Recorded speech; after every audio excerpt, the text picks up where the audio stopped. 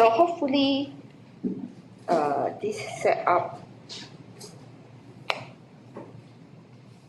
is 扩音器模式。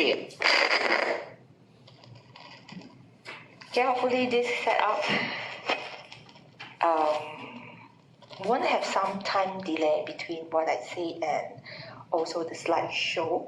Okay, but then this PC doesn't allow me to install anything, so perhaps I can't check on your work, but I might want you to write down the exercises. Okay, so this topic is actually quite, I would say, something that you can actually see and feel in our daily life, because it's about current and direct current, and a lot of things that we are using is related to this. Okay, so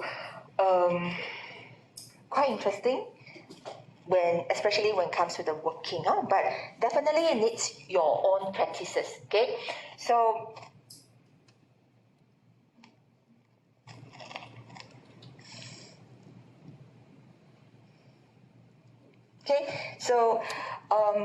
by the end of this topic, you will be able to explain how a simple battery can produce electrical current. Okay, so what is actually current? Current, and define the current and also all the terms that related to current: ampere, EMF, voltage, resistance, resistivity, temperature, coefficients of resistance. So basically,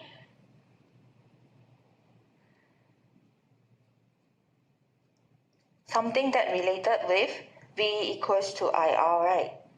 And all these terms are related with electricity. So ampere is the unit for current, EMF is the ultimate energy that contained by this voltage, resistance, resistivity, temperature, coefficient. So all these are related with resistance. So write down the symbol for electromotive force, which is the EMF, electrical current, resistance.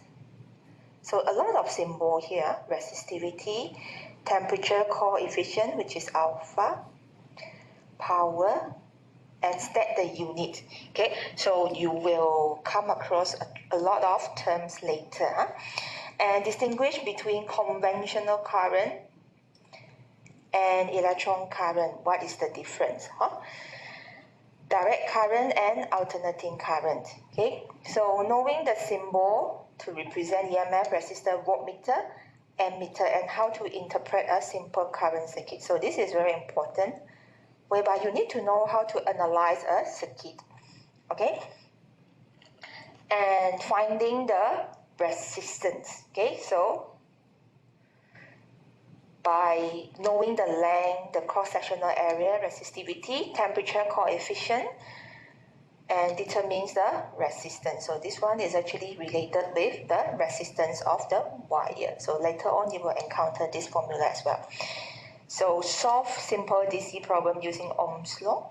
Ohm's law, V equals to IR. Then finally, analyze whether it is in series or parallel or a combination. And there will be a new law that is being introduced here at the end, which is Kirchhoff's law. So I think Ohm's law, up to Ohm's law, you have learned this in your high school, am I right? So it is the Kirchhoff's law which is new for you. So I will go through the first few learning outcomes faster, yeah? Okay, so basically, when we say it is, okay,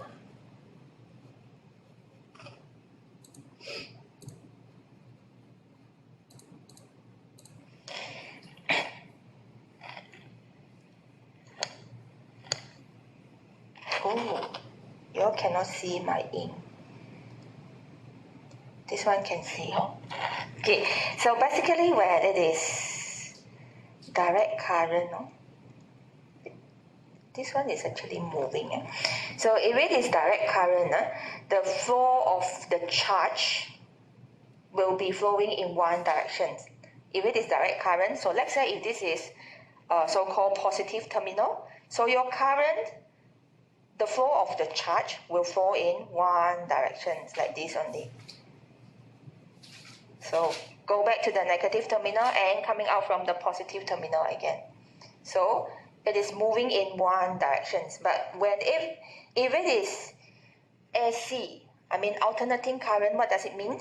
It means it is moving in alternate directions, meaning that it will go like this, then come back again, suddenly like this. So this is what it means by alternating current. Okay, occasionally going clockwise, occasionally going anti-clockwise. So this is alternating current. Okay, so the difference between DC and AC is DC does not fluctuate, but AC changes over time. The changes here refers to the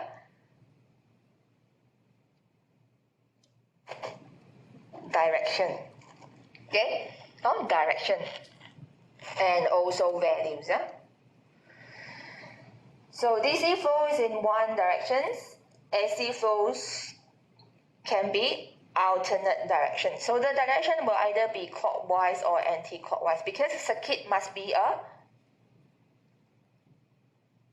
in order for something to be called as a circuit, it must be a closed loop. Okay, if the loop is open, then this is not a complete circuit.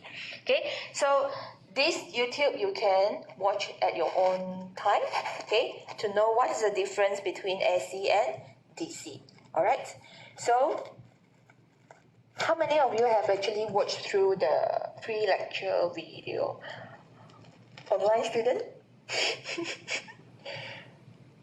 How many of you have actually watched through? None. Thank you, Brandon. Okay, so let's see how much you could remember or how much you could recall from your high school. What is Ohm's law? What is Ohm's law?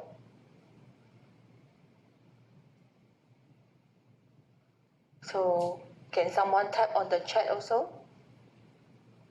Enough? Can you tap on the chat what is Ohm's law? Those online.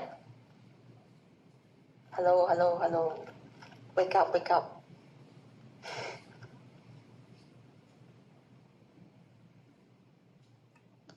Ohm's law.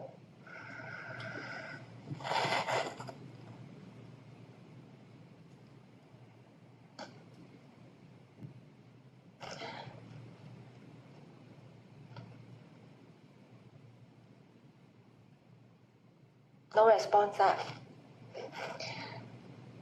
Okay, Ohm's law, V equals to IR. So a lot of terms to remember. So now, okay, yeah, voltage across a conductor is directly proportional to the current flow through it. Yes, okay. V is directly proportional to I. Okay, so in order for us to convert this directly proportional into equal sign, there must be equals to a constant value. Am I right? If you notice what we have done before, so it will be equals to V equals to, so this constant here is now your resistance. This is a constant. So V here stands for voltage in the unit of volts. The one when you buy from shop, okay, and tell, oh, this is like 5 volts, okay, so that is volts. I here stands for current in the unit of ampere. R stands for resistance in the unit of ohm. Okay, ohm. So that is Ohm's law. So what is the definition of current? Now those coming face to face, what is the definition of current? What do you understand by current? Those face to face?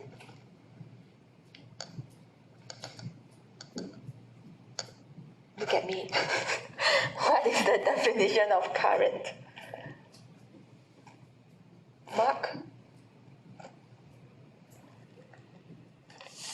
What is the definition of current?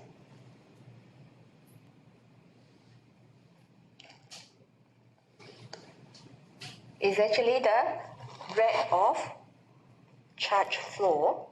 Okay, so when we say there is current, meaning that there will be a charge flow. So either proton or electron. But I think what you have learned, we know that proton is the one that is moving. Okay, so as long as when there is charge flow, there is current.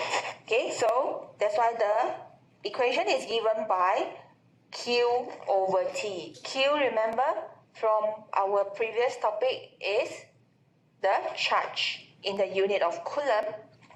T is time in the unit of seconds. So when we say the rate of something, is definitely something divided by time. Alright? So resistance in this law is the constant proportionality. Remember? Resistance is the constant here. Okay? Please remember this too. So resistance equals to V over I. Yeah? Okay, so current actually is the net amount of charge passing through a wire full cross-sectional per unit time. Okay, so meaning that the amount of current, the amount of charge here in this area divided by the time. How much charge passed through this area divided by time is defined as current. So current, based on this equation, coulombs in the unit, charge in the units of coulomb, time in the unit of seconds. So the unit for current could be coulombs per second, and it can also be written as ampere. So usually we will just write down as ampere, and this is the universal and SI unit for current. So if you go to the market, supermarket, and you want to buy some electrical appliances, usually you will look at two things.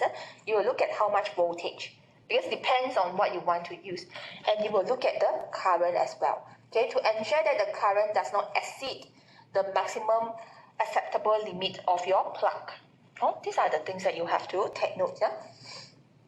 Okay, so now let's look at the work example.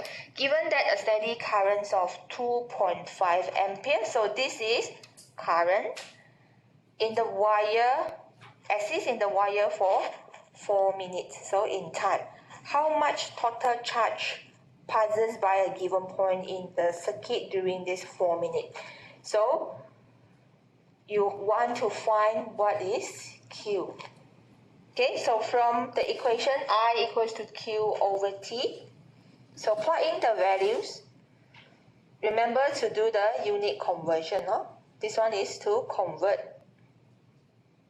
to seconds. So your Q equals to 600 coulombs.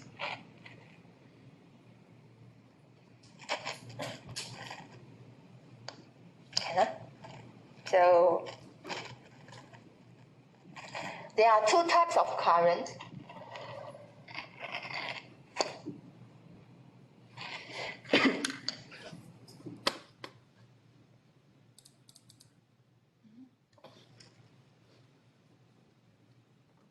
Okay, so there are two types of current.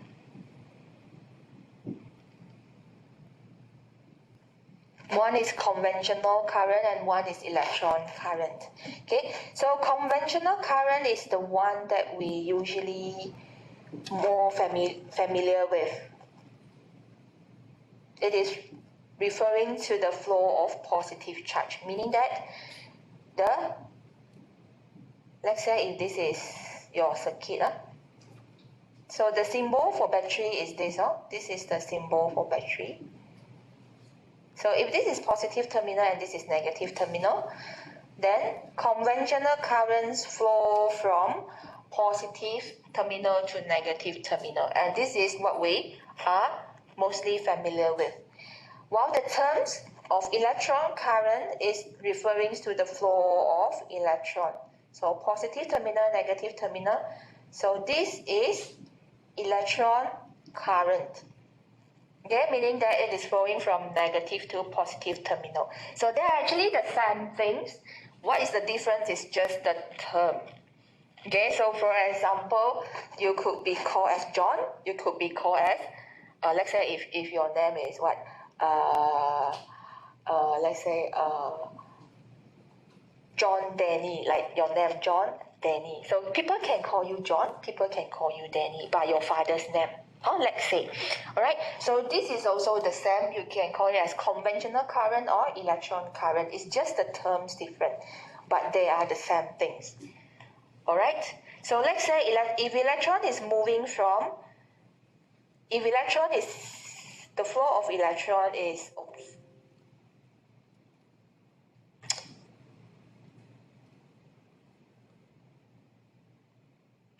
let's say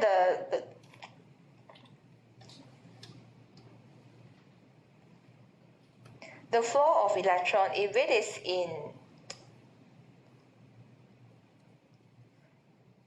anti-clockwise direction, so what is the actual, or what is the directions of conventional current? It is just opposite from the electron, then it will be clockwise. Okay, the movement of positive charge and negative charge, they are just opposite. All right, so this is what you have to remember. Yeah. Okay. So next, Ohm's law. So it says that the current is proportional to the voltage. So writing down the equation is V equals to I out. So whenever we see Ohm's law, this equation immediately will come to your mind. But this is the definition.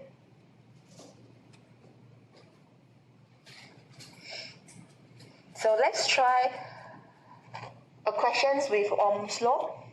Given that milliampere, so this is current, 300 milliampere from its battery, which is 1.5 volts. Okay, so first of all, you have to remember, convert this to SI unit. So milli is times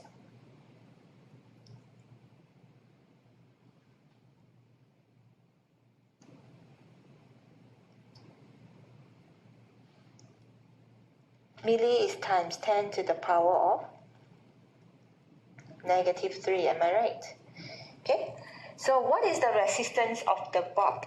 Okay. So you are given with IV. So you have to find what is out. So from Ohm's law, rearrange. So you get 5 ohm as the resistance.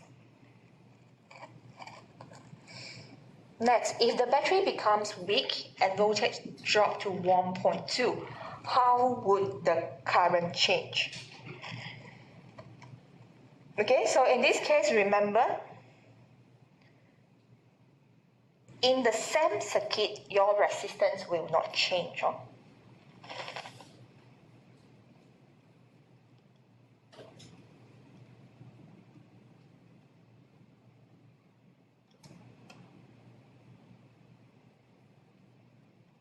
In the same circuit or inside a circuit, your resistance is always the constant. So when voltage change from your Ohm's law, current will change because current is directly proportional with voltage. So from Ohm's law, V equals to IR. So rearrange because you need to find your I. So current is now decreased to 0.24. Previously it was 0.3, right? When you have 1.5 volts. So when the voltage is lower, current also decrease. Okay, so current drops from 0.3 ampere to 0.2 ampere. Okay?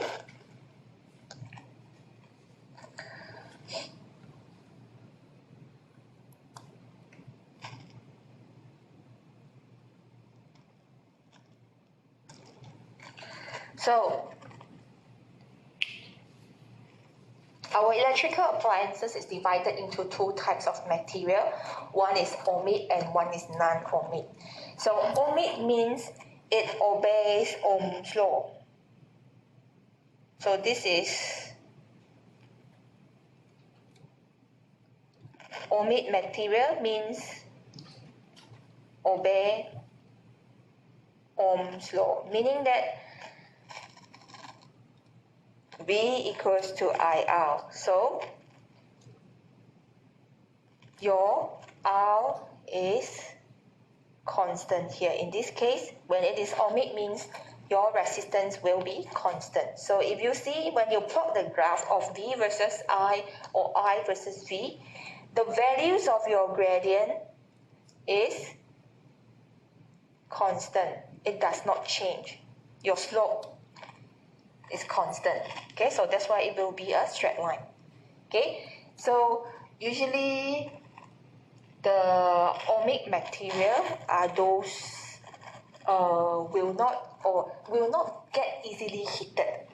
Even light bulb itself is not ohmic material. Why? Because light bulb tends to get heated up easily, and due to the change in temperature or increase in temperature, it will increase the values of your resistance.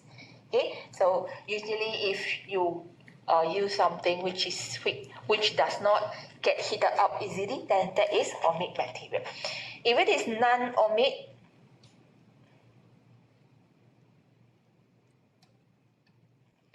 then your R is not constant. Okay, so you see that the slope is not constant, it is a curve. Okay, so how do we actually know that what is the factor that will affect your resistance? Yeah? So it is related with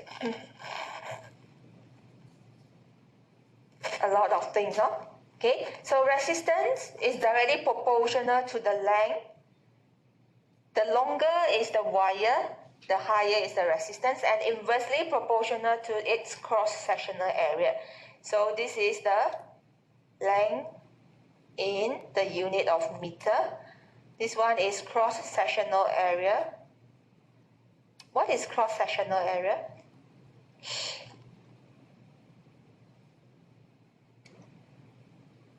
In the unit of meter squared. So let's say if this is your wire, so the length cross-sectional area is here. Okay, this is cross-sectional area.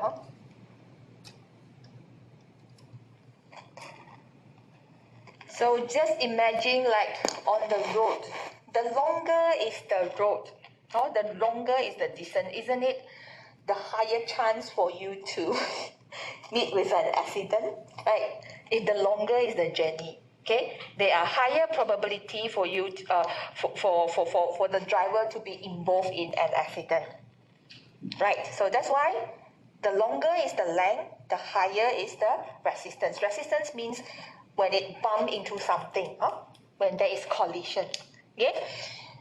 Likewise, if the wider is the road, so the probability of getting involved in accident is also lower, right?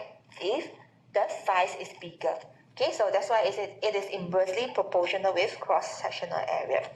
Okay, so if you would like to remove this directly proportional sign and make it into equal, so it is replaced by equal a constant. So this constant here is called as resistivity, and given by symbol rho, unit ohm meter. Okay, so this resistivity is actually affected by the material and temperature as well. So we will look at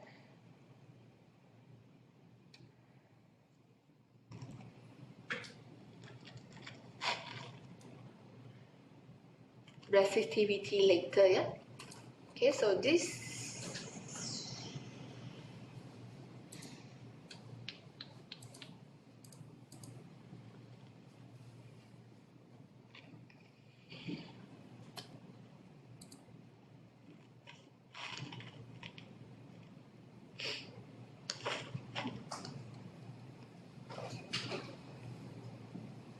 this is a simulator.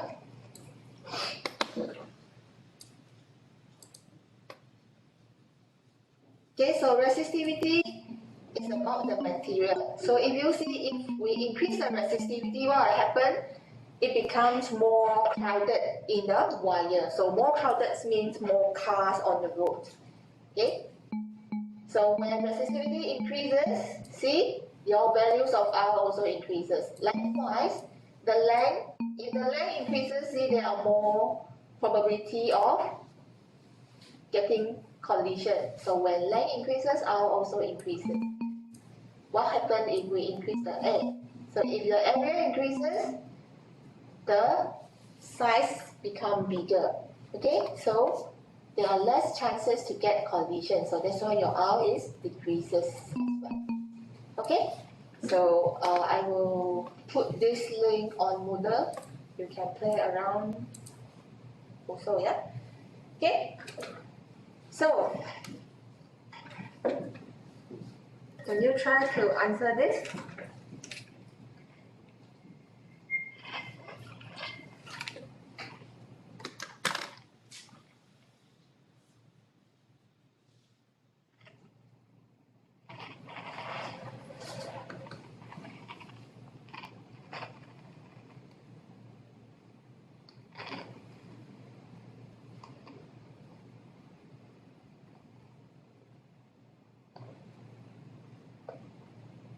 A, B, C, D, what is your answer?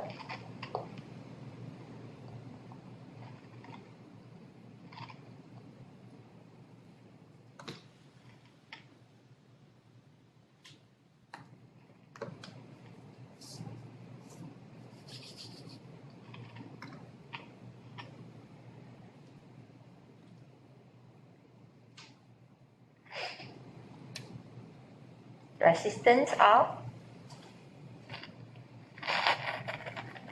So diameter means D1 equals to D2, same diameter, but only half at its length, meaning that L1 now equals to 2L2, right? So list down the information, okay, by putting them as 1 and 2, yeah? So we have to find what is R2. So write down, for situation 1, R1 equals to rho L1 over A1. For situation 2, R2 equals to rho L2 A2.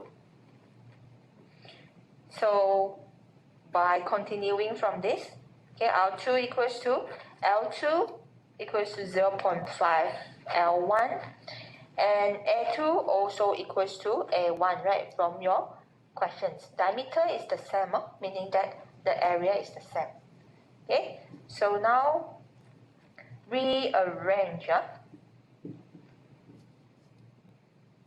And this is actually your R1, am I right? Okay, this is actually your R1. So R2 equals to 5 ohm. Okay, so your answer is C. So it's actually just like playing around with math, right?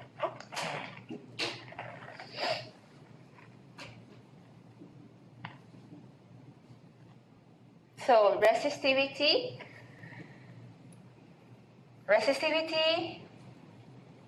is related with the material and also affected by temperature. Okay, is related with material and affected by temperature. So they are formula to calculate the resistivity. Alright, so here, this one is the temperature coefficient of resistivity. So it depends on the material. Different material has different coefficient. And here is the difference in temperature. Okay, so difference in temperature can be in degrees Celsius or can be in Kelvin. Why is it so? Because let's say if you say it is increased from 25 degrees Celsius to 30 degrees Celsius. So the change in temperature, let's say in degree 30 minus 25 is equals to 5. But if we would like to convert to Kelvin, delta T equals to Kelvin 298 minus, sorry, not 298, 30 minus 25. Convert to Kelvin is 303 minus 298 is also equals to 5. Okay, so even it's change in temperature, the unit doesn't matter. Okay, it can be both degrees Celsius or Kelvin. Okay. So here is the change in the temperature will affect your resistivity. Okay, so the new resistivity, this is the new resistivity at temperature T. This one is corresponding to this temperature. And this is the initial resistivity, which is corresponding to the old temperature. So the coefficient is depending on different material. So there are different material and you have different temperature coefficient. So this is the values and the table that will be given in the questions. So now let's look at the example of the question. So suppose at 20 degrees Celsius, so the resistance of a platinum is 162.2. So let's say this is our initial temperature, okay? And the initial resistance is 162.4. When placed in a particular solution, the resistance is now, so RT is 187.4. So what is the temperature of this solution? So list down your information. Okay, R2 or RT is the same. Okay, so resistivity is given by, remember just now we have this resistivity.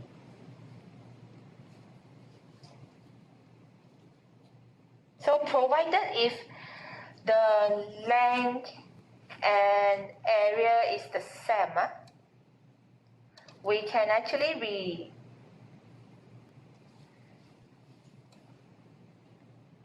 we can write this in terms of resistance as well. Okay, whereby resistance just follow the resistivity RT equals to R naught bracket 1 plus alpha T minus T naught. Just replace the resistivity with the resistance, provided your length and your area are the same. So in this case, it does not mention that there is a change in the length and also change in area.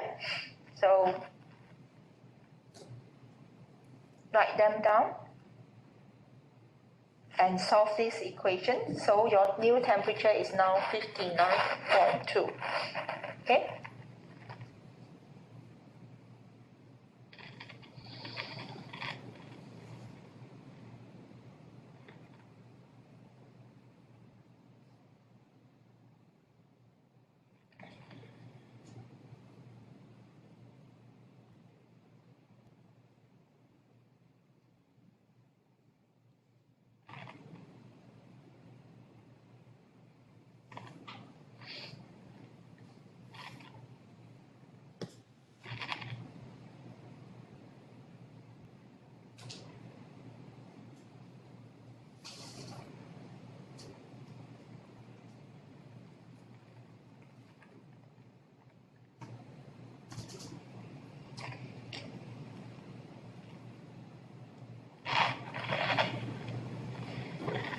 Okay, so far so good, right? Okay, so now let's look at that's done for resistance. Now let's look at the power. Okay, so what do you know about power? P equals to IV, yeah? Okay, P stands for power, I again stands for current.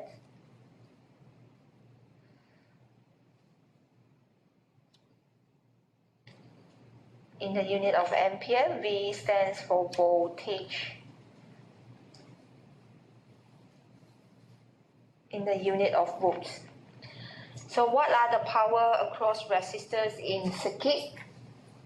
Okay, so what are the power when it is related with resistors? So by combining P equals to IV with your Ohm's law, so you could replacing your V equals to IR, right? This one is P equals to IV. Okay, V equals to IR, so you get P equals to I squared R, or replacing the I values with V over R, and you get P equals to V squared over R. Okay, and the unit U. Okay, so usually we will use this for the power supply. If you would like to calculate the power, so this one is for power supply, and this one is for resistor, or we usually terms it as power dissipated, or power being used. So only resistor will dissipate power, means utilize power. Okay? The power from power supply is the power that generated, okay, by the source itself. Okay, so this is power generated.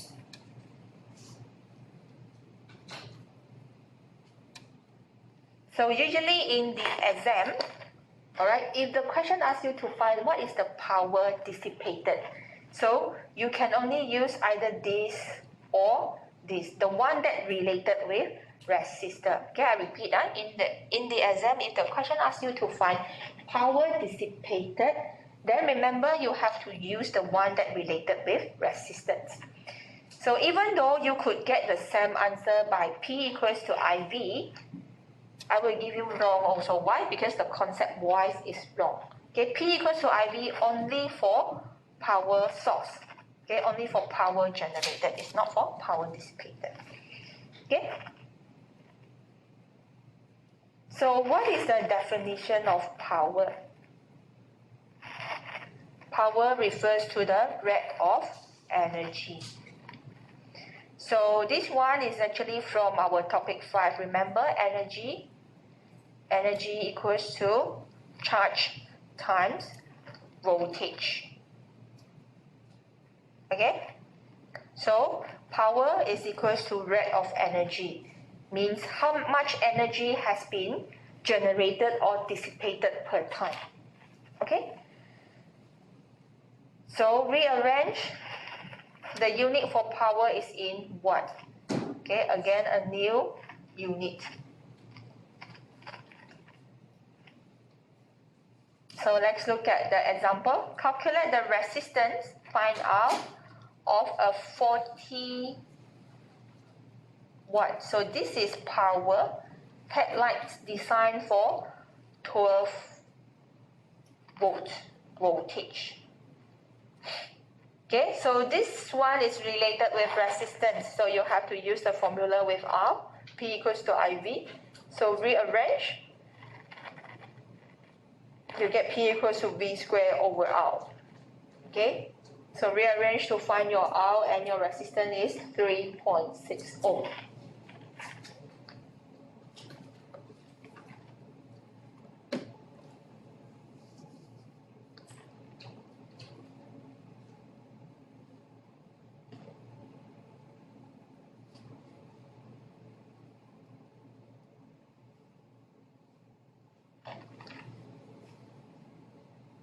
Okay, so why is it important for us to calculate power? Because we need the power in order to know how much electrical fees that we need to pay for each month. Okay, so if you look at, have you ever looked at the electrical bills of your home? They actually calculate by kilowatt hour, right? Then times with how many the rate. Okay, so that's why if you have, like when you have a house later, Usually, when you want to buy the electrical appliances, if you are a very calculative type of person, then you will actually go and check what is the power, okay, and what is the intensity of the light. Like my friend, when he bought the light, actually he go and check one by one, or what is the power that is generated by the light, and what is the intensity. So that's why at the end they will say, why now a lot of things they have changed to LED light, because LED has lesser power but it can generate higher intensity. So it actually somehow helps to save your electrical bill. So again, this is something that you like, when it is related with money. Okay, so let's see how can we help our family to save money by knowing this knowledge. So given that, okay, this is the current draw 15 ampere across 120 volts line. So how much power does it require and how much does it cost for 30 days if it's operate 3 hours per day, and now the charges is 0.092 per kilowatt hour. It seems like very cheap, right? But when it operates across 1 month, then you will see, how much money it has cost. So from here, the amount of the total power, okay, since you are given with I and B, so the power generated by this electrical heater is 1.8 kilowatt. So 3 hours per day. So how many hours per month? 90 hours per month. Okay, so since your charges is in kilowatt hour, so you have to, meaning that this one is kilowatt is power, hour is the time. Am I right? Okay, so it has to be in hour. So that's why we multiply the 90 hours with kilowatt and we get 162 kilowatt hour. So finding the rate, the total money. So you have to pay 15 ringgit per month. Okay, so this is only for one electrical heater. Not to mention you have other lights lah, computer lah, your handphone charger lah, what else? So all these, when you total them up together, it will be quite a lot. Okay.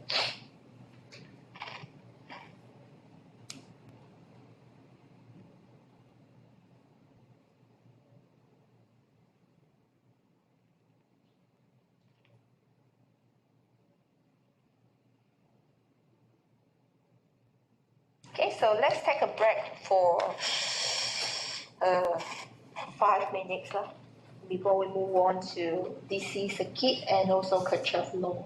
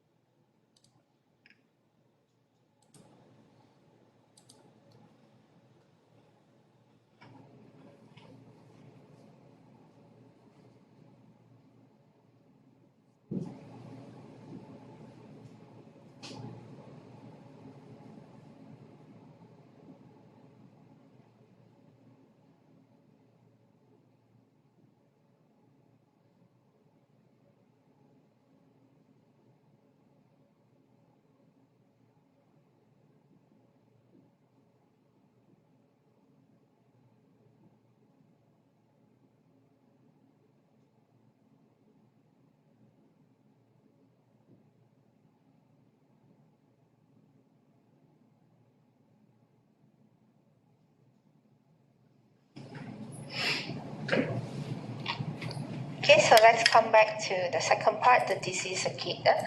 So before we look into DC circuit, there is a new term, electromotive force, which is EMF. So what is electromotive force?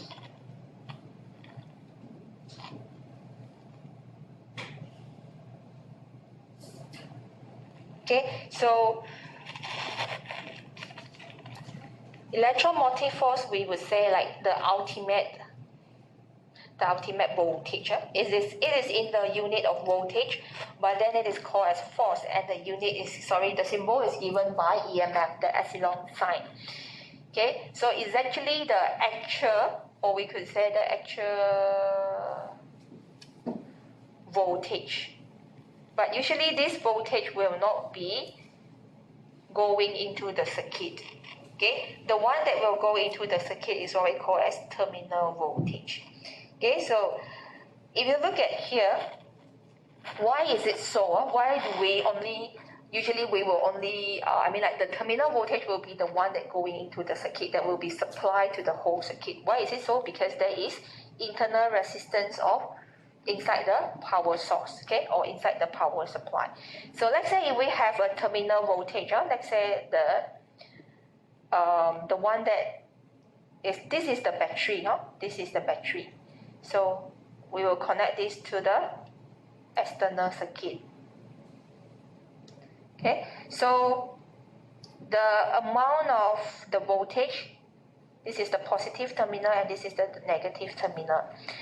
So the amount, if you connect this to a voltmeter here, so the values that you measure here is what we call as terminal voltage.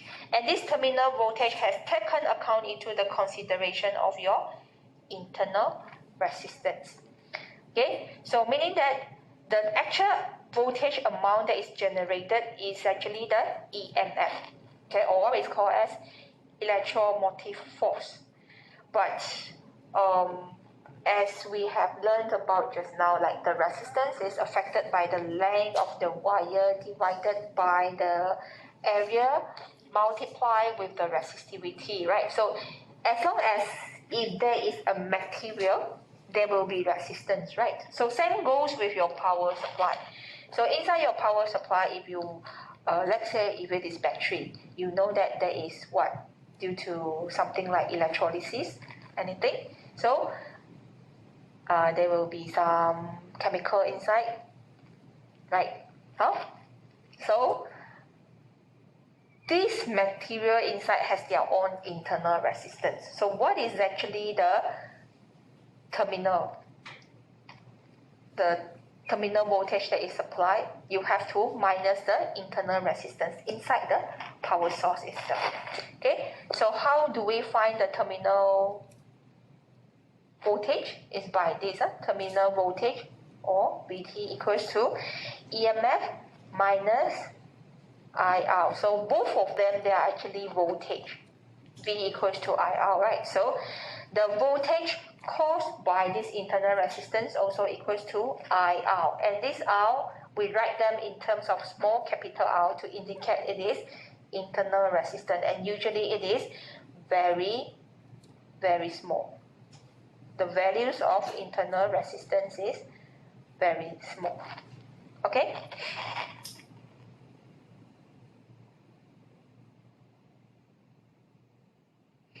So how do you know whether the question is giving you the values of voltage, the values of terminal voltage or electromotive force?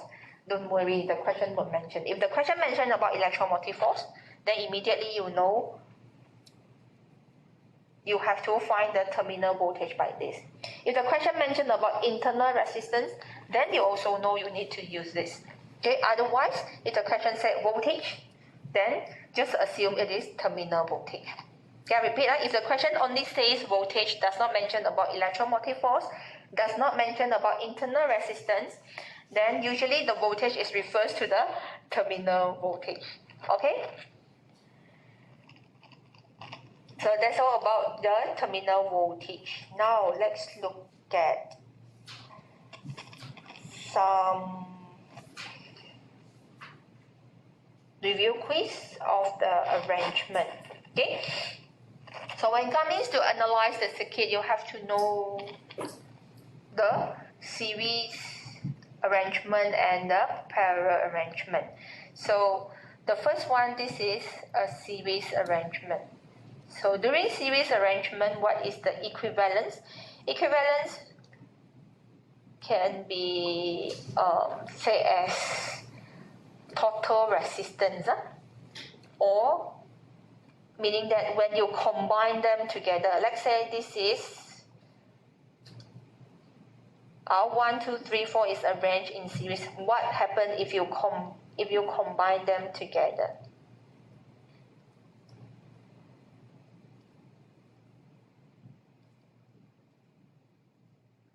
As one big resistor, which is R1, 2, 3, 4. Okay, this is what we call as equivalence resistance. When you combine them together, okay, and make them into one big resistance, 1, 2, 3, 4. So this equivalence resistance for series arrangement is the summation of R1, 2, 3, and 4. Okay, likewise, parallel arrangement. Parallel means it is being divided and flow through R1, R2, and R3, R4 simultaneously. So perhaps it is being divided, so one quarter going to R1, another quarter going to R2, and another quarter going to R3, and so on. As for series, the same amount of current will flow through one, then after that going to two. Okay, so these are the difference between series and parallel. So what is the equivalence resistance? Meaning that when now again you combine them together as one big resistance, as R1, 2, 3, 4. So since in this case, if you look at them, the current is being divided, right? So your chances of getting into collision is somehow being minimized. So that's why your equivalence resistance is also smaller.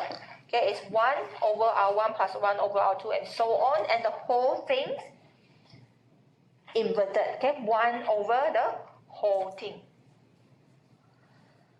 Okay, so this is a parallel arrangement.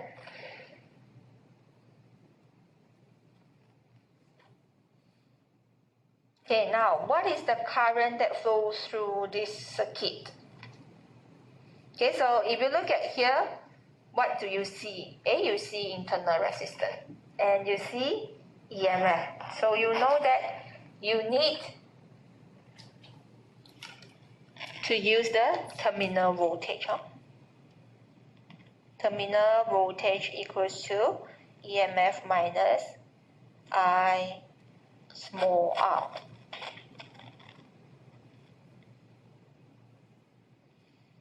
So rearrange and you have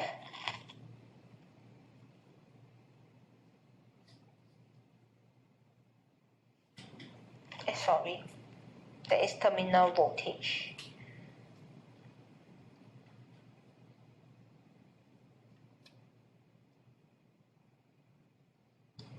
So this is your terminal voltage here. And on the outside we have V equals to I R. So this V refers to terminal voltage. So put both of them together.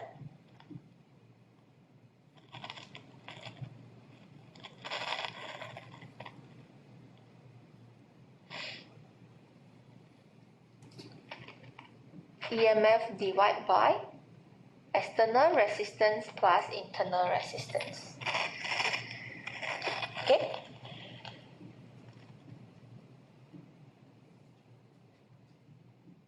Okay.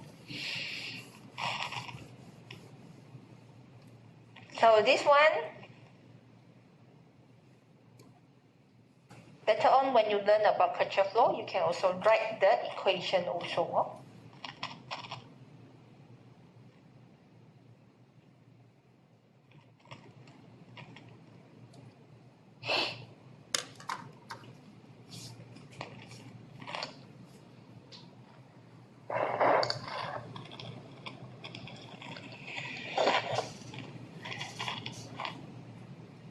understand? Now let's look at the example of the questions.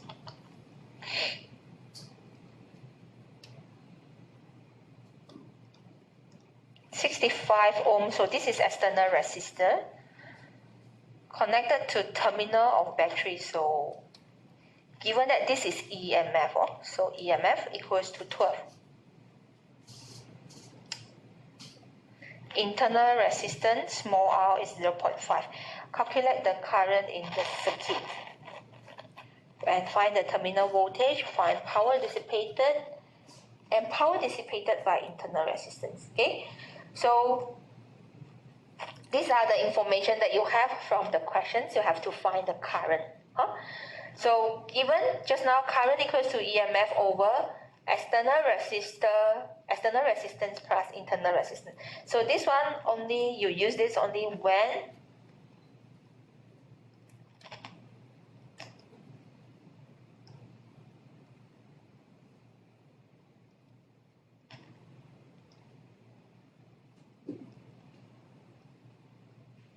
EMF and internal resistance are involved.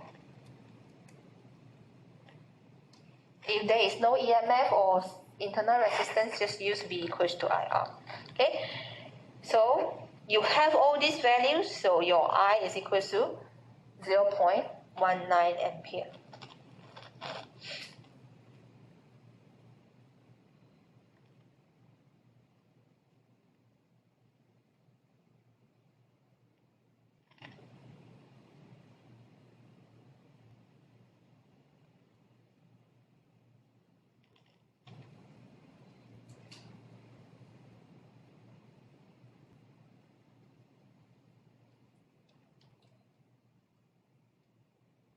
So find the terminal voltage.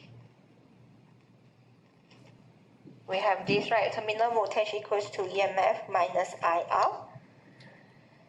So you have already found the values of your I, plug into here.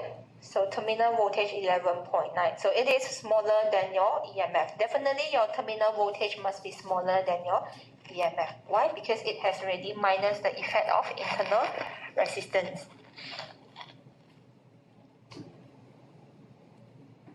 So move on to find the power dissipated.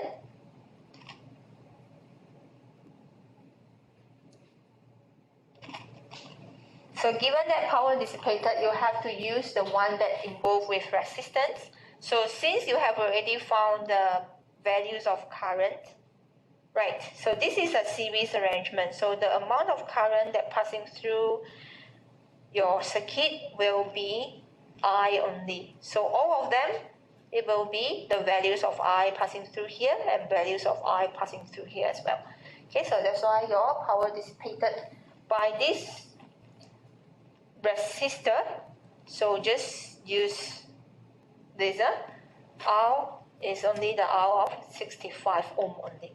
So if it is internal resistance, then we will replace the values of R with 0.5. Okay?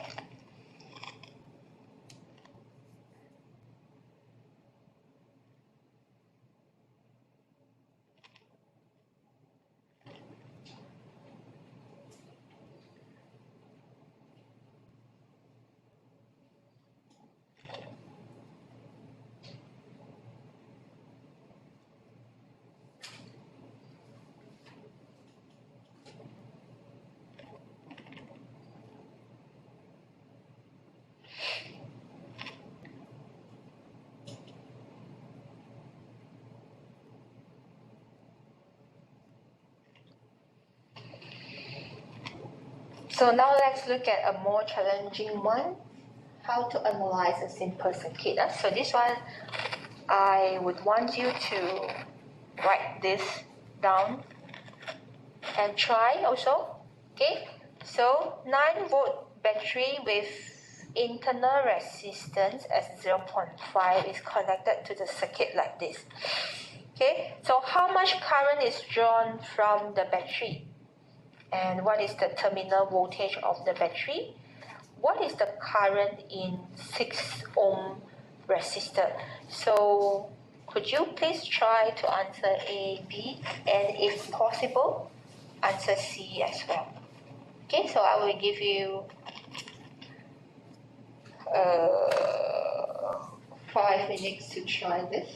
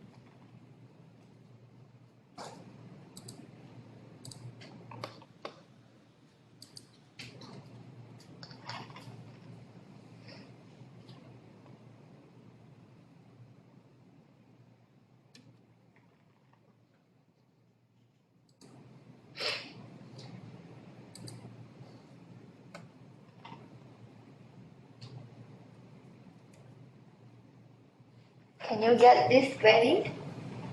0.891 ampere as your current, 8.55 as your voltage.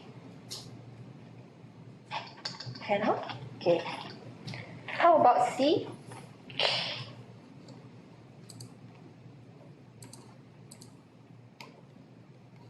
Zero point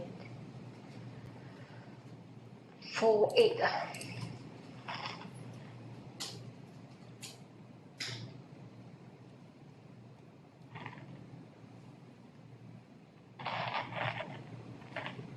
Okay, can get C? Now let's see the solution.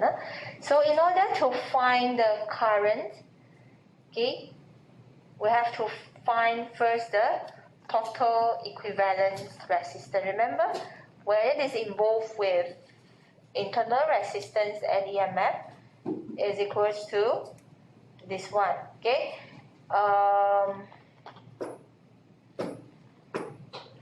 Your EMF over our external resistance plus internal resistance. Okay, so this one is actually equals to the total equivalence resistance, means it is inclusive of internal resistance, right? So that's why from here, let's find our total internal resistance of the whole circuit. So that's why it comes to the circuit analysis. When you look at the circuit itself, it actually consists of the combination between series and parallel. Let's say we take this as our power supply. So current coming out from here is divided parallel into 10 ohm and 6 ohm, right? So in 10 ohm, the first current passing through 10 ohm, nothing happens. And the second current passing through 6 ohm, again divided into 8 and 4 ohm. Then after 8 and 4, combine again and meet with 10. Then both of them combine together 5 and go back to the negative terminal. Okay, so you have to imagine as how current is flowing. So how do we start to look for our equivalence resistance? Always start from the smallest component. So smallest means it can no longer divide it into smaller component. Okay, so for example, if I pass through here 10, 6, 8, 4, combine again. So meaning that here, okay, let's say if you want to choose this 6, cannot write 6 because after 6, it is further divided into 8 and 4. And 8 and 4, combine. So seems like here is like, usually you say like when it go out for travel, right? It will come divide. After meeting 8 and 4, then they combine, right? So the point before it starts to combine everything. So this is the point where you can start to do your calculation. So let's start from this, okay? 8 and 4. So 8 and 4, they are actually in parallel, right? Because when current comes to here, it is divided into, part of it divided into 8 and part of it divided into 4. So this is parallel arrangement. So we use this one for our parallel arrangement. 1 over 8 plus 1 over 4 and reciprocal. So combining this, let's say, imagine you combine this 8 and 4 together and make them into an equivalence resistance of here. So this 8 and 4 and this 6, they are actually in series, right? So plus 6, they are in series. So the equivalence resistance of this whole line here, 1, 2, 3, 6, 8, and 4, is 8.67 ohm.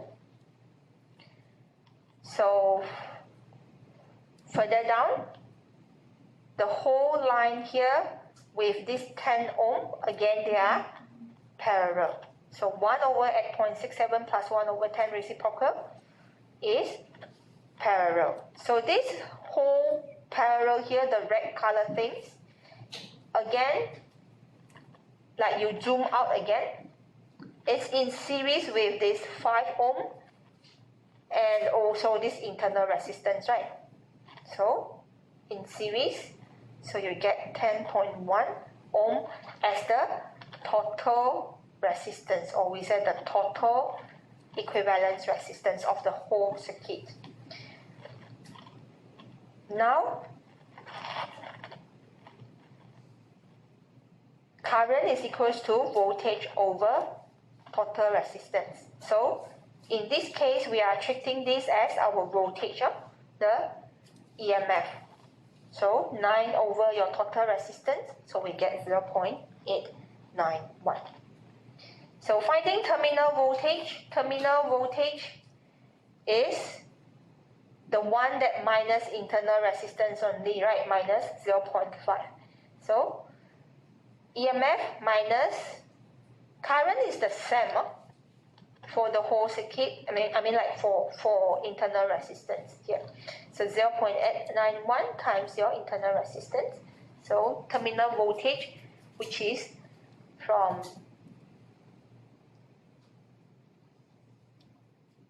this is your terminal voltage, which is from here to here, is at 0.55. Now you have to find what is the question again. Current in 6 ohm.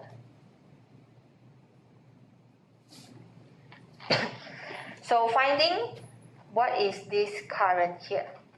Okay, so do you know that the orientation, when current is in series,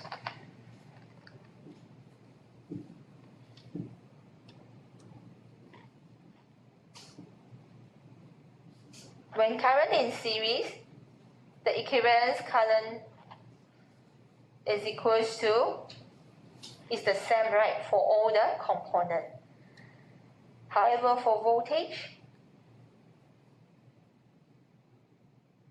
it will be the summation of each of the components, right? If it is parallel,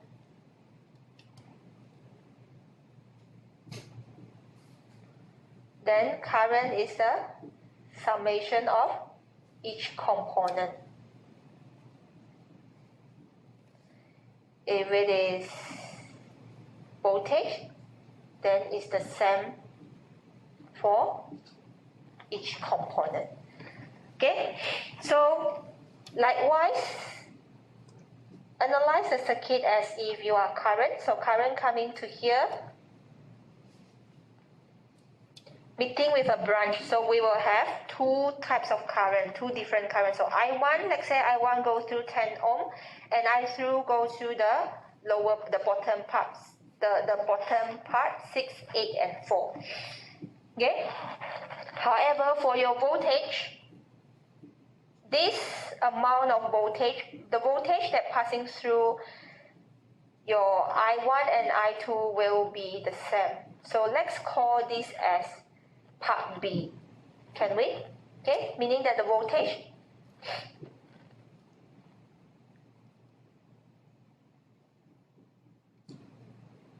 from here to here, we have, okay, I put here. So we have a voltage voltmeter here. So this amount of voltage here is the same, meaning that if let's say we have V1,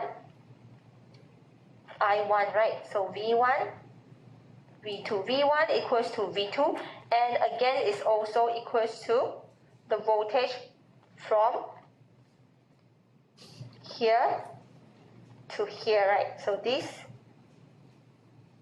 is another parallel part, right? So let's call this as our VC, okay? So what is the voltage V1, V2, and VC? They are the same because they are in parallel. So just like how we did for terminal voltage, okay? Let's do the same for this VC. Okay, VC equals to, these are VC, Okay, so we have the voltage of the EMF minus by the voltage drop, okay, voltage by this internal resistance, and also minus the voltage by this big resistance. Okay, so 9 minus the external resistance, which is 5 ohm, and minus the internal resistance, which is 0.5 ohm. So your VB is equals to 4.1 volt, meaning that from here to here it is 4.1, V1 is 4.1, V2 also 4.1, the whole voltage here, okay? So since we have already had our V1, which is equals to 4.1, and on the first route where I1 is passing through, there is only one resistor, which is 10 ohm. So can we find what is I1? Can, huh? So V1 equals to, let's say V1 equals to I1 times 10 ohm. So rearrange, we have 4.1 divided by 10, and I1 is given by 0.41 ampere.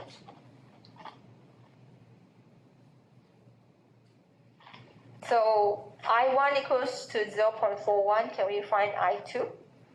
Yes, no? Because the one that coming out from here, this is your I total equivalent, total, which is 0.8. Okay, 891 just now, yeah? Okay, so we have the total one or equivalence, so let's write total here. The total current equals to I1 plus I2, so 0.891 equals to 0.41 plus your I2.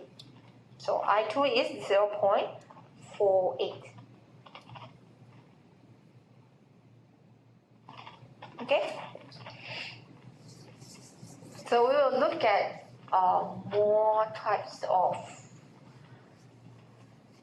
the circuit analysis in our tutorial workshop later. But you have to imagine, okay, current just like the water flow when it is in series. So meaning that the same amount of water will just flow through resistance 1, then resistance 2. So it is the same amount of water. And if it is parallel, imagine the water has been split into different channels.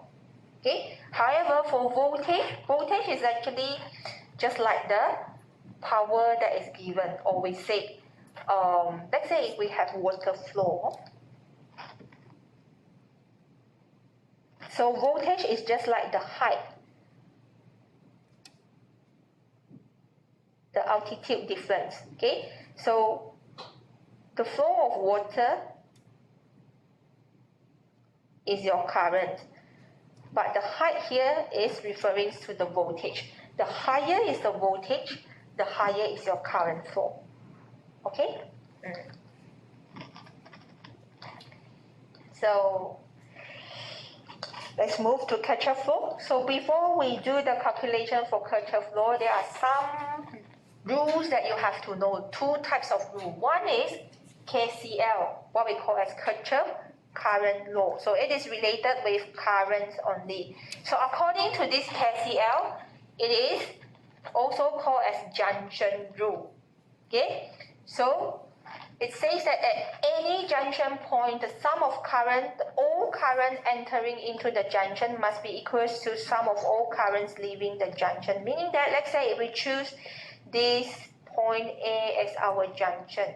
So the total current going in to this junction, which is I3, is equal to the total current coming out from the junction, which is I1 and I2. So meaning that total current in equals to total current out. Okay, so referring to A, I3 is going in, whereas I1 plus I2 is out. So this is your equation for your KCL. I3 equals to I1 plus I2. Okay, so that is KCL, junction rule, or Kirchhoff current law. Move on to KVL, Kirchhoff voltage law. So this one is called as the loop rule. Okay, so meaning that the sum of all the changes in potential, so changes in potential is what we call as voltage. So the sum of all the voltage across any closed loop must be equal to 0. Okay, so any component there will be voltage, either the voltage from power supply or the voltage caused by the resistor V equals to IR. Am I right? So the sum of all the voltage across a closed loop is equal to 0. So for example, if we have 4 resistors here. Okay, so the voltage from A to B, the voltage from B to C, plus the voltage from C to D, plus the voltage from D to A is equal to 0. So in this case, let's say we have IR1, IR2, IR3, and IR4. Okay, so the voltage caused by AB is IR1, right? Voltage caused by BC is IR2. Voltage caused by CD is IR3. Voltage caused by DA is IR4. So equals to 0. Okay, so this is what is mentioned by KVL. Okay, so let's look at this example. If we have a complicated circuit, let's say there are a lot of current going in and out, and given that 1, 3, and 5 are current that is going out. So 1, 3, 5, the total summation of 1, 3, 5 is equals to, let's say the remaining is going in, 2, 4, and 6. Okay? So you can choose either either junction to write down the KCL.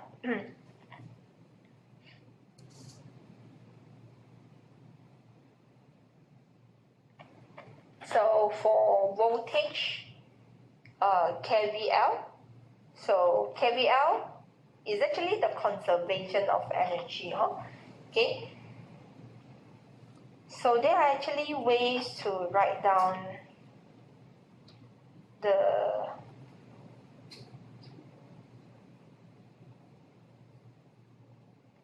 sign. Okay.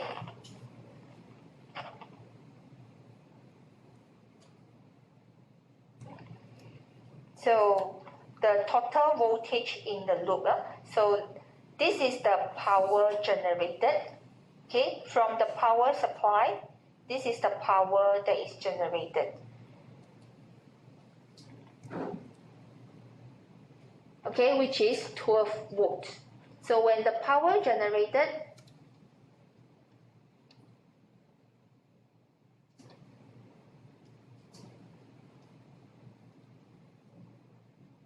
volt, and this 12 volt is being what we call as like utilized by this resistor for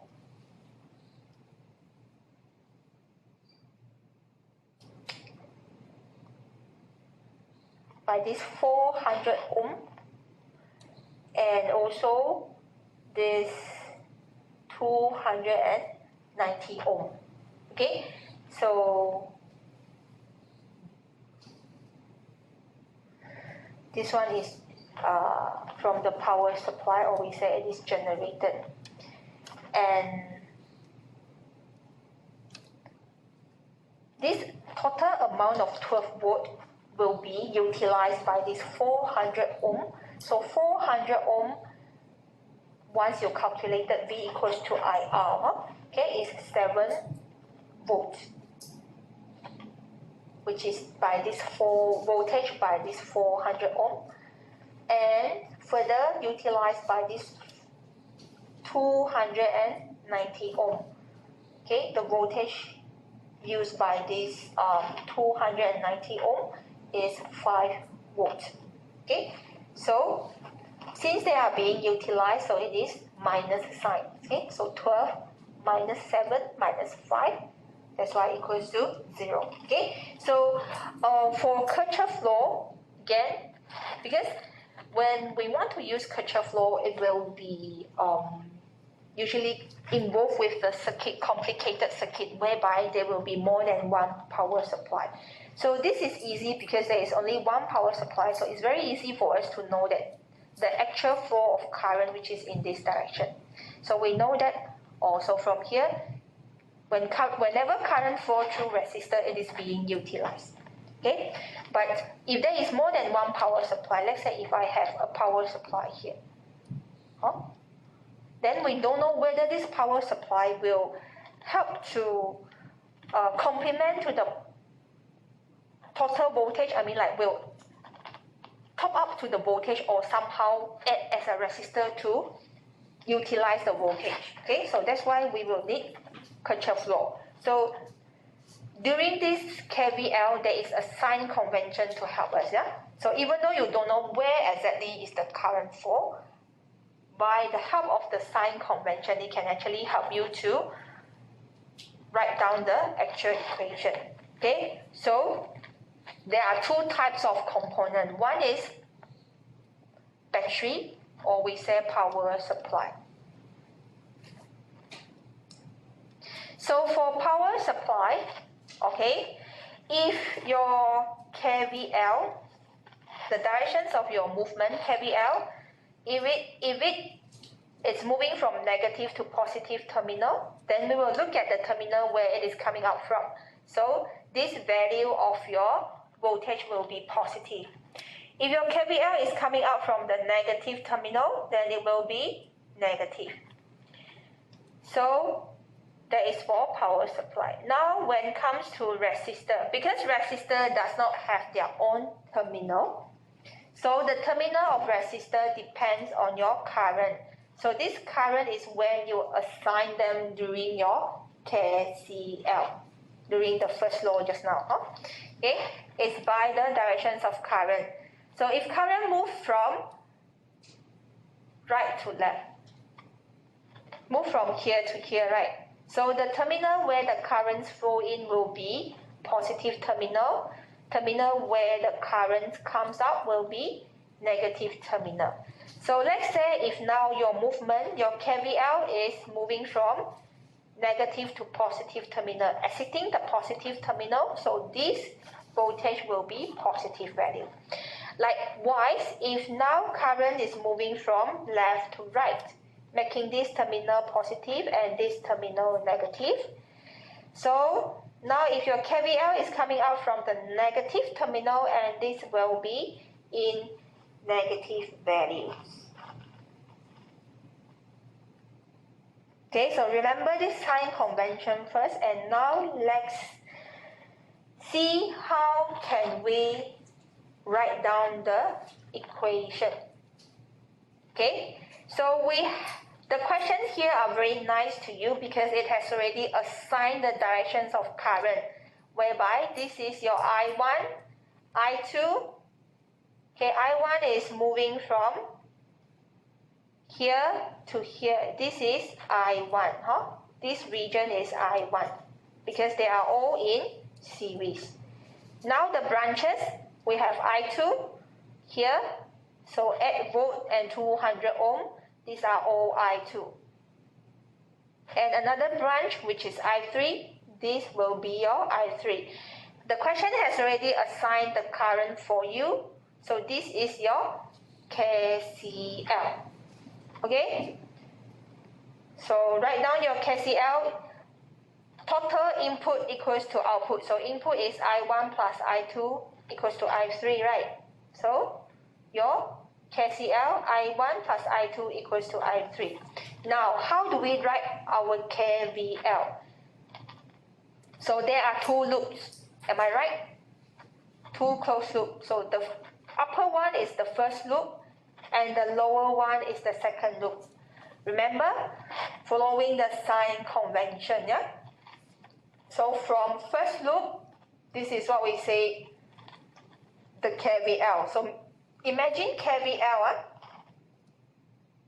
this is KVL. So imagine now it is going out for visitation. Okay, so usually we will start from the power supply first. So if the directions of your KVL is moving anti-clockwise, so starting from here means my KVL is coming out from the positive terminal of this power battery, right? So this battery will be assigned as positive, which is 10 volt. Alright, then continue to move in anti-clockwise direction, now passing through this 100 ohm resistor. So I come out from the negative terminal of this resistor. So how do I know that this is a negative terminal? Because my I3 is moving from here to here. Sorry. Because I3 is moving from here to here. So this is positive terminal and this is a negative terminal. Okay, so that's why now this 100 ohm is assigned as negative voltage. So 100 ohm times with the values of I3. Okay, so move on. Continue to move in anti-clockwise directions, coming to 200 ohm again. So this 200 ohm coming out from the negative terminal also. So why is it negative terminal here? It is due to this I1, because I1 is moving from here to here. So making this positive and making this negative. So negative 200 I1.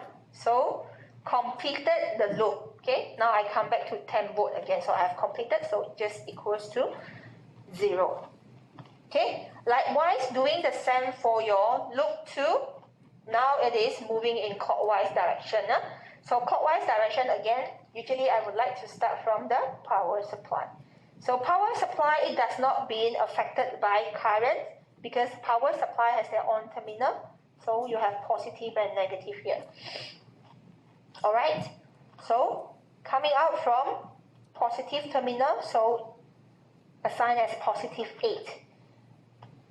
Move to 100 ohm, moving clockwise, so coming out from negative terminal, so 100 I3. Further to this 200 ohm, also coming out from negative terminal, so 200 I2 equals to 0. So double check the equation. So these are the equations that we have. From KCL, the first equation. KVL, we have 2 equations here. So now we have 3 equations with 3 unknowns, which is I1, I2, and I3. So can you solve this equation? By simultaneous equation. So that's why I say up to this part, writing down the equation for KCL and KVL, these are physics. The remaining, these are mathematics. Okay? Your simultaneous equation. Alright, so the good news is, because this is a physics class, it is not mathematics class.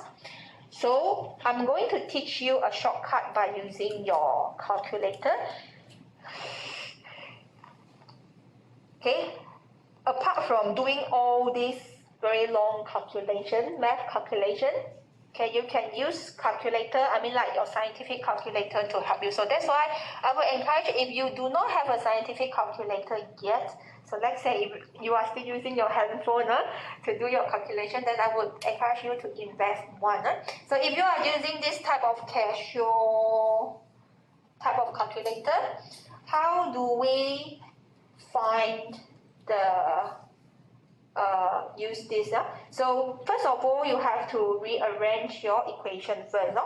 So now let's from our equation, okay, the 3 equations that we have.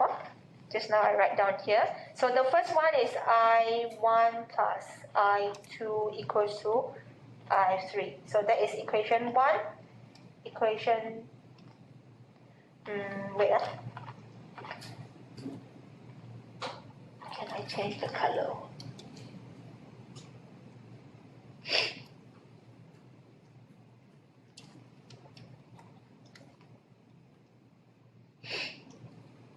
Okay, so rearrange so that you have unknown on one side and round number on the other side. So I1 plus I2 minus I3 equals to 0. So that is our first equation. And second equation, so you get 200 I1 plus 100 I3 equals to 10. So that is our second equation.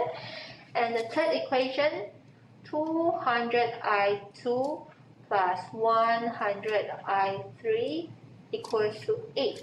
So that is our third equation, okay, with unknown on one side only and round number on the other side, okay. So this one is just like doing matrix questions. So perhaps you all could write down the matrix. Do you know how to put this into matrix? We have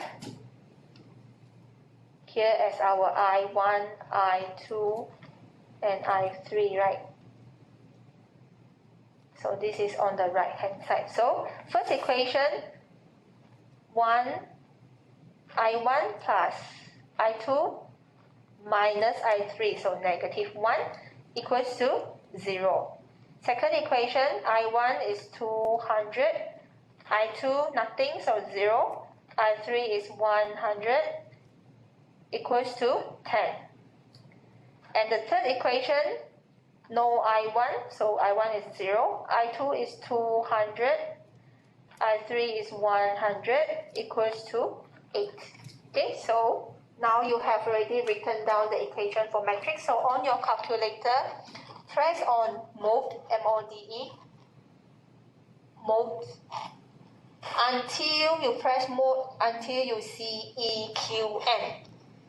Okay, EQN. So go to this EQN, and how many unknown you have here? It is 3 unknown. So choose 3 unknowns. So what is your A1? So key in based on your matrix. A1 is 1, B1, so that is for equation 1. So also 1. C1 is now negative 1. D1 is 0. Okay, so basically the arrangement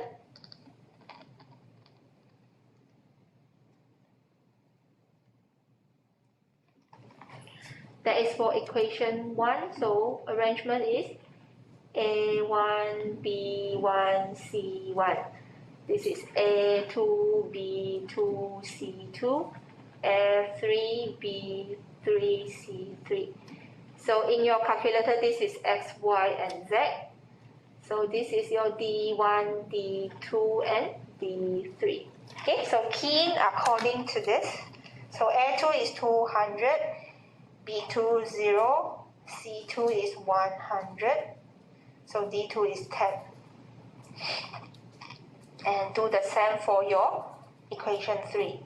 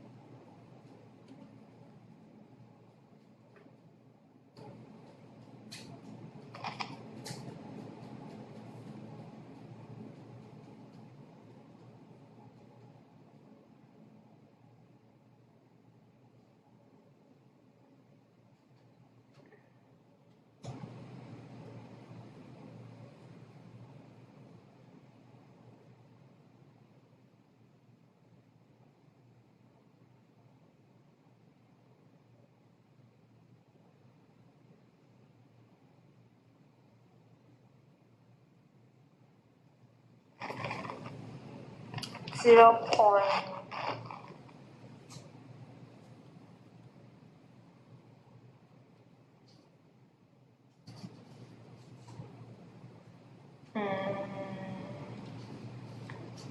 Did I write down any equation wrongly? 1 plus 2 equals to 3. So 1 minus 3.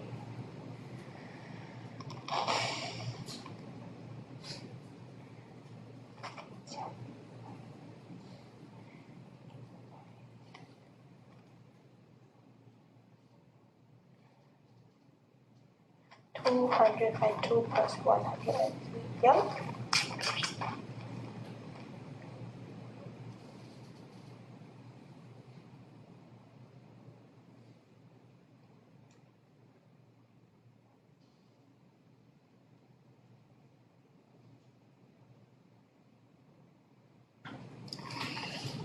Okay, so a bit different, huh?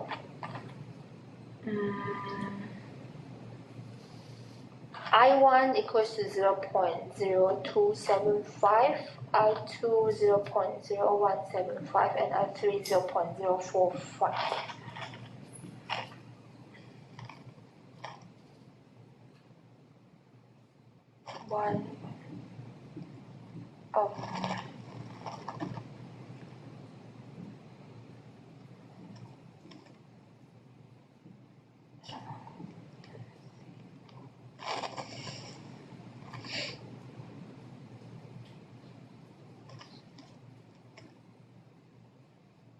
Do you get the same answer with me? The one that's same as me, right?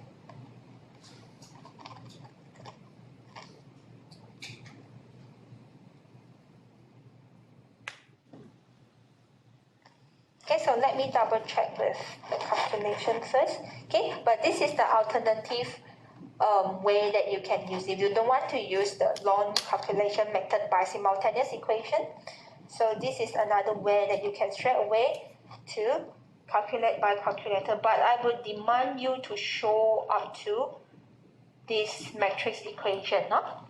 Okay, so I want you to show up to this matrix equation before you write down the final answer. Alright?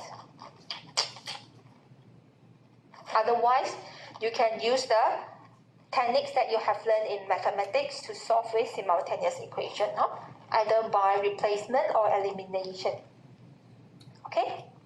So any questions? If no, then I would want you to have more practice on this type of questions because it's actually regarding there are more calculation on this and circuit analysis. Alright? So if no questions, then that's all for today. And I shall see you tomorrow for tutorial workshop. Oh yeah, regarding the project, if you have already submitted your email, I have already added you as the editor for Gather Town. So you won't, sorry for the confusion, you won't receive any email regarding that. But once you log in into Gather Town, on the Moodle where I update the weekly announcement, you click on photo booth. Okay, I have already hyperlinked it with your project booth exhibition. So you click on the word photo booth and it will bring you to the Gather Town. So inside Gather Town, if you log in using the email that you have submitted to me, then by right you should be able to edit. Click on the tools icon and you can start to edit. Okay, so on Thursday I will somehow brief you on how to edit. Okay, but at the end it's still up to your creativity. Alright, so I will see you tomorrow. Bye bye. Thank you.